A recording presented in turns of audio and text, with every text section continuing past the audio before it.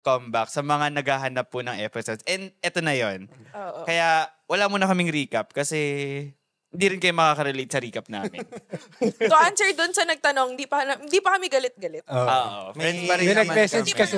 Kami. May nag-message dun sa Monday na naman IG, sabi niya. Kailan po yung next episode nyo? Sana po hindi pa kayo galit. May isa lang. Joke lang.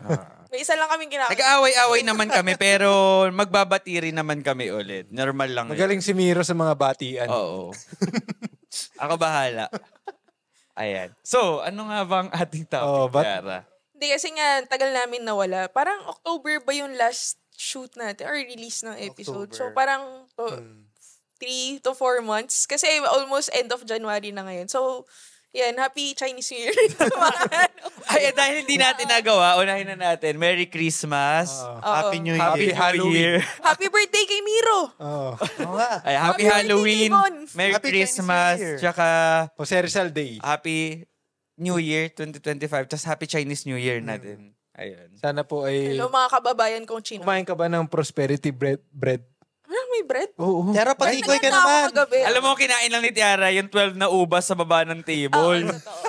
Ay, ano ba sa baba ng table yun? Oo. Tanga. Oh no! Saan mo ginawa? Sa table. Habang nag-work, uy, may ubas. Sa baba daw ng table. So, sa mga hindi nakakaalam, ang, I think, purpose ng love life, di ba? Lahat. Parang per lahat grape ba? yata may wish. Sheesh. Okay, Selective ako. Akala ko yung 12 para lahat sa love life. Wala na. Pang next year ka na ulit. Hindi. Ulitin ko mamaya. Hindi pa tapos ang araw na to. Sige, Tiara. Anong... Okay, so ang gagawin namin today is magre-recap ng mga 2024 happenings o those 4 months. I-include na natin tong January kasi patapos na nga yung month. So, and also, why kami nawala? And, ayun, catch up lang kasi na-miss ko kayo, guys. Tagal ko na hindi nakita. OA.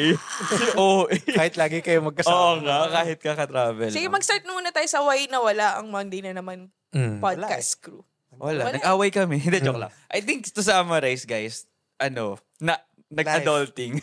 Life happened nung mga, in a good way naman. I would say in a good way. Life happened nung Q4 ng 2024. So, hindi nag-align ng stars, aka yung schedule namin. Parang lahat naging busy eh. Unang-una. Sa work. Si Aldrin. Slave. Busy ka pa rin sa work ngayon? Sakto lang. Hindi tulad dati na patayan. O, sa boss ni Aldrin, kulang pa daw yung... Kala mo tagapagmana ng kumpanya. Ayan. Tapos ikaw, Tiara, bakit ka nga ba na busy that time? Dahil rin sa work. Parang lahat naman tayo sa work din. Oo. Ang intense na nga rin ang work mo, Von. Parang binabagay. Grabe ka naman, tita. Pagpahingahin mo naman yung friend namin. Hindi naman. Parang I would say, yung karamihan naman din ng trabaho ko, inaako ko na lang din. Wow. Para... Tagapagmana ng Di na kumpanya siya CEO talaga. ko, pre. Ito yung CEO literal. na yan. True leadership. Hindi kasi tawag dito, ewan ko kung may mga nagwo-work din dyan sa family business, especially pag mga talagang anak kayo. Tapos nakikita niyo yung nag-start ng company, your parents niyo or lolo niyo or whoever, na parang gusto rin silang bigyan ng break na for working for so long. So, I would say yung mom ko ngayon, ang madalas nakafocus pa rin siya sa sales, tas operations, medyo, yung mga bigger clients. Pero yung mga certain, yung sa office na mismo, mga admin work, parang more or less na-delegate na sa amin. Hindi lang naman ako. Parang...